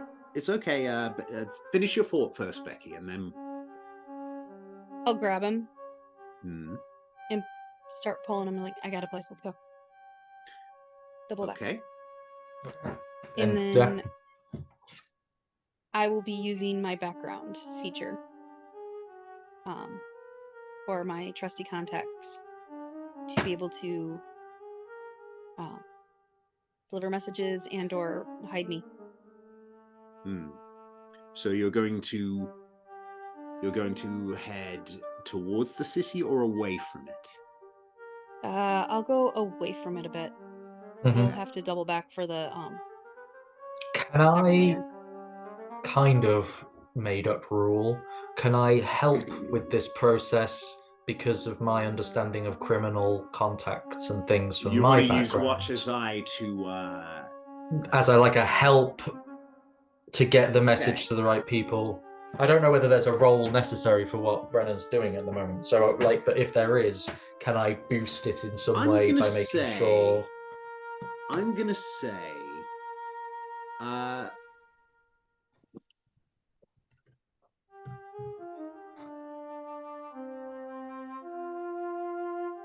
I'm going to say, Becky, roll a d20 for me. Okay. One. No, I'll tell you whether it. 2. 'Cause, yeah. 2. Roll20 does not like you for some reason. That's Like it's D&D really Beyond.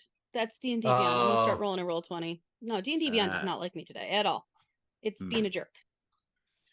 I always wonder how the algorithms on those things make it feel like an actual dice. I haven't like there's so much maths and stuff involved in that my brain kind of melts, but I'm always interested. I'm assuming there's nothing I can really do for that. On a 2, I'm going to say no. Mm-hmm.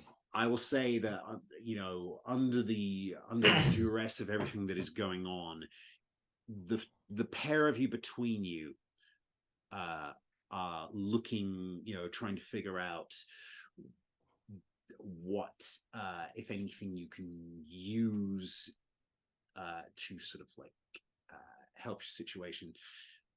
Brenna, unfortunately, as someone who's used to dealing with the criminal underworld in the literal sense, being under the ground and navigating the subterranean tunnels of the city, and this kind of environment, it's not alien to you, but you're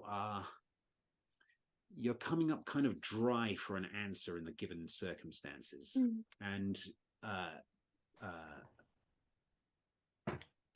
Errol, likewise, once again, you are looking for the classic telltale signs of, you're looking for sort of like dead drops or thieves' cant or anything that would trigger your policeman sense, if you will. Nothing's coming to you in the given circumstances. So if anything, it feels like whatever has happened has shifted the politics of this city in such a way that this is just no longer a safe place. So we need to get out of Dodge, like not just find a way just slightly out of town. We need to like get some horses maybe and just fuck off and regroup. You could certainly draw that conclusion. In character, you could certainly draw that conclusion. Would the safe house of my group be compromised?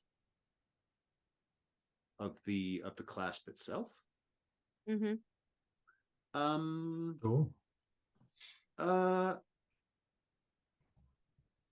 Roll an insight.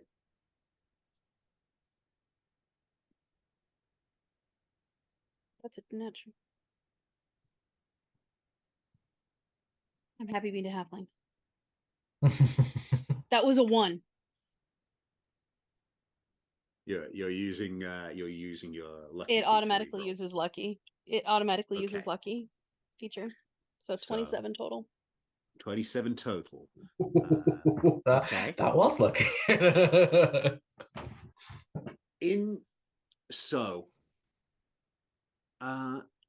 You were called upon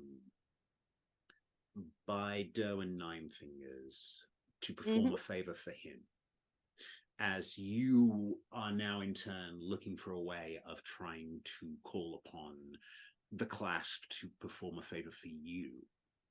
Now, the reason that this is difficult is because Derwin is excommunicado.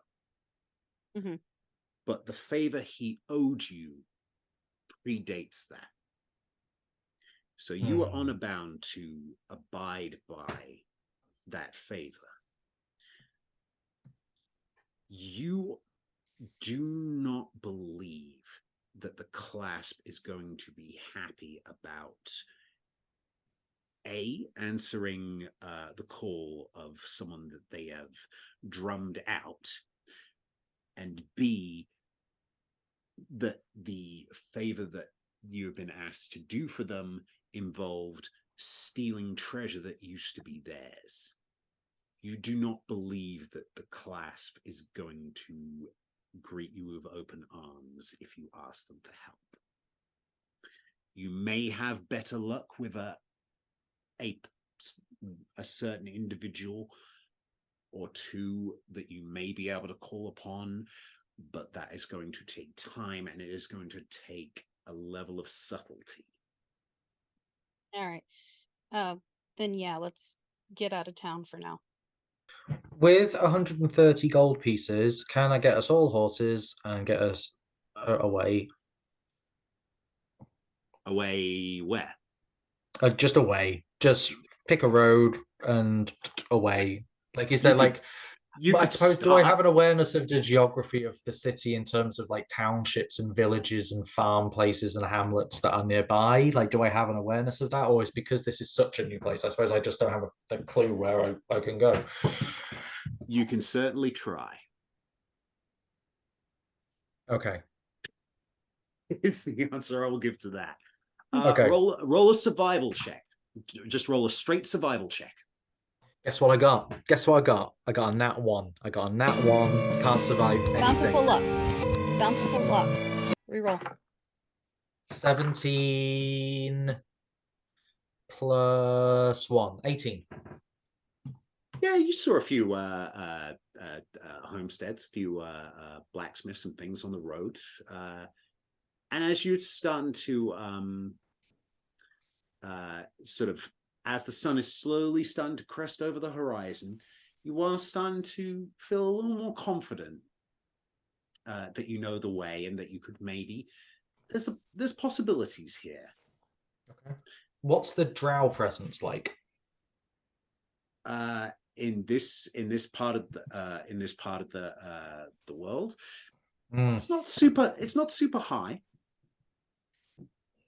So if I found other drow, they'd be amenable to whatever situation I'm in, as a kind of solidarity of our race and our culture not being one that a lot of people like. Amon is a pretty cosmopolitan city.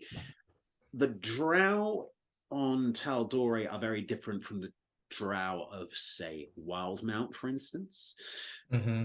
So it's, but also your people come from a series of subterranean cities in the Underdark, which are constantly being threatened by eldritch abominations and sort of a chaotic madness from beyond the plains of man. So hard to tell.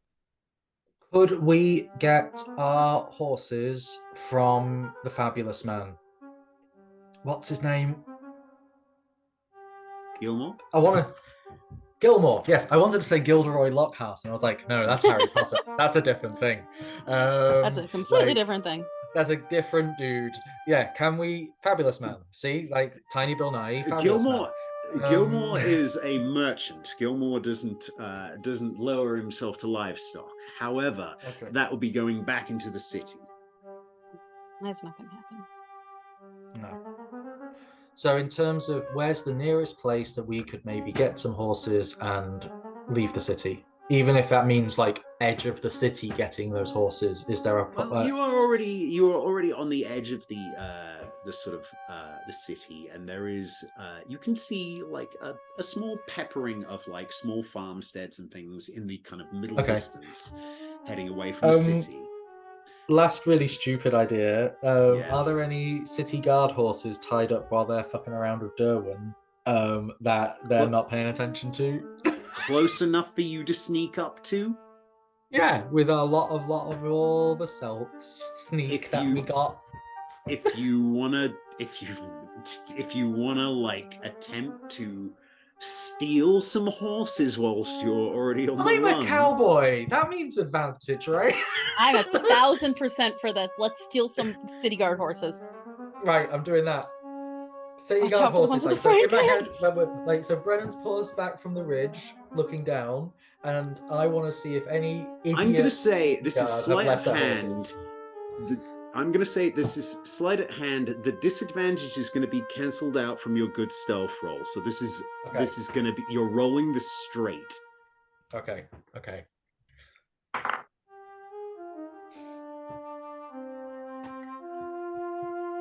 6 total. 6 total. It's apropos. I'm a cowboy. Can I It's roll gonna again? hurt. I'm a cowboy. Can I roll again? I've got like a hat and everything. Let me roll again for genre reasons. 30 spears. 30 spears are all pointed at you.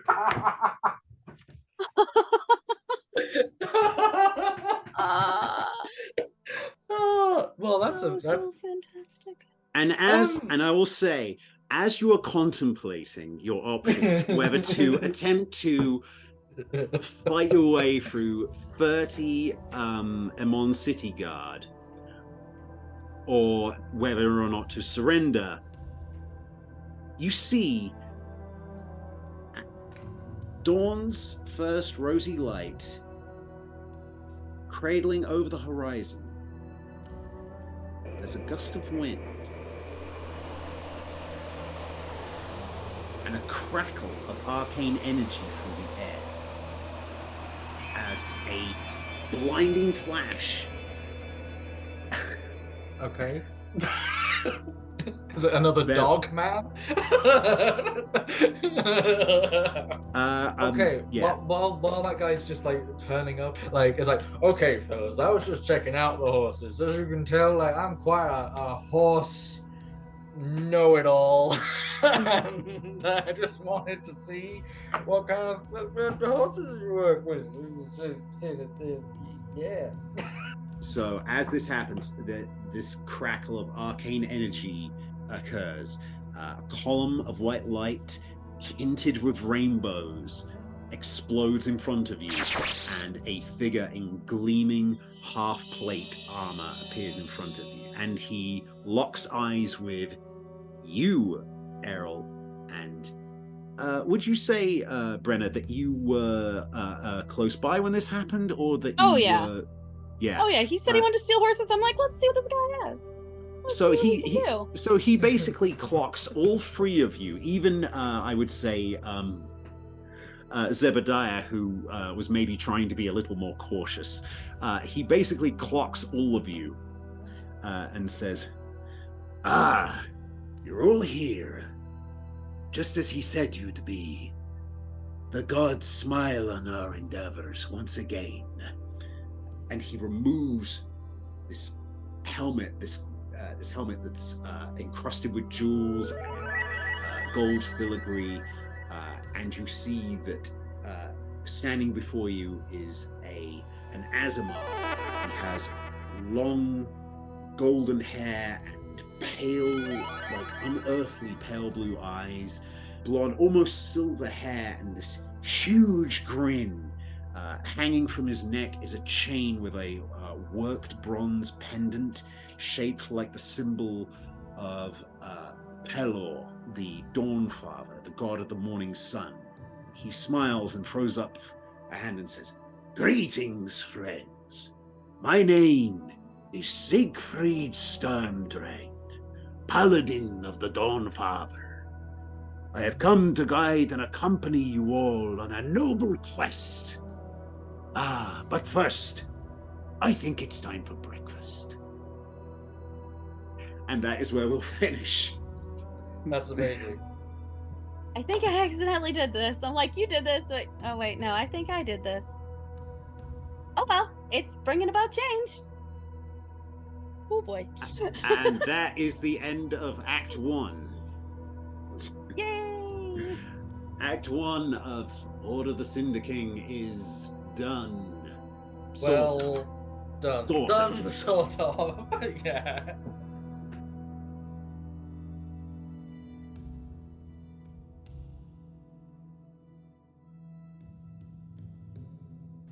Meanwhile, many miles distant, a lone figure walks purposefully along the dirt road away from the city, towards the distant peaks of a craggy mountain range. He admires his prizes, a golden gauntlet studded with jewels and etched with ancient runes, and a thick tome of a spellbook, its pages gilded at the edge, its cover bound in silver and deep brown leather. He smiles to himself and lets the glamour surrounding him melt slightly away. Oh, poor, simple, stupid Nine Fingers. You really thought that the brightest jewel in Thordak's hoard was a mere trinket that lets you pick pockets more easily? That stealing it out from under the nose of the myriad would let you buy your way back into the clasp? How predictably dull of you. The true wealth of Thordak lies here, in the subtle ways of the arcane. The Conclave all hated each other, of course, but they found common purpose, sought a common goal. Can you imagine the sorry state of affairs we'd all be in now, if they were all as selfish as you? No matter. The Cinder King is long dead, but his power, his legacy, lives on. You prattle of power, but yours is merely borrowed from a greater one than you could ever dream of. Power begets power, O mighty Mephistopheles. It is a means and an end unto itself. The heir of Cinder has finally come home to reclaim his birthright and finish what his father began all those years ago. You need not think that because I grant boons to you, that I do not know what is in your true thoughts. Boy, you cannot hope to betray me and not suffer the agonies of the deepest of the Nine Hells. You think, because you are a dragonkin, that hellfire will not harm you? My little friend, step out of line, and I will be glad to test that theory. Call yourself heir of Cinder all you like. The Lord of Hellfire is your master. Whatever you say, master. Beneath his facade, Reynard reveals skin that is scaly, cracked and riddled with lines of smouldering elemental fire. His eyes, once purple, are two smouldering embers of hatred, and a wide slashing scar runs down his chest from collarbone to navel. From his shoulders, a pair of red and black leathery wings unfold, and so doing, he launches himself into the air, flapping lazily off into the rising sun until he vanishes from sight.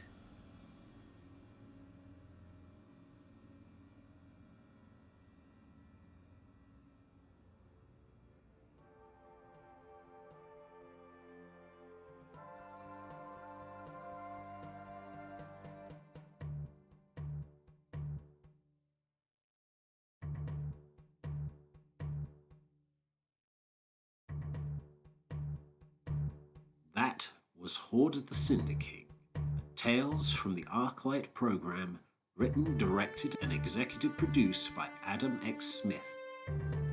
Co-produced and edited by Adam X. Smith and Nathan T. Dean. Game design by Adam X. Smith and Rebecca Reeg. Original character designs by Jojo Smith. Original title music composed by Myles Curwen, with additional music provided by Incompetech and composed by Kevin MacLeod. Sound effects sourced from freesounds.org, list in the description. Tales from the Arclight is made possible by Spotify for podcasters, formerly Anchor.fm. Engage with us on Twitter at ArclightTales.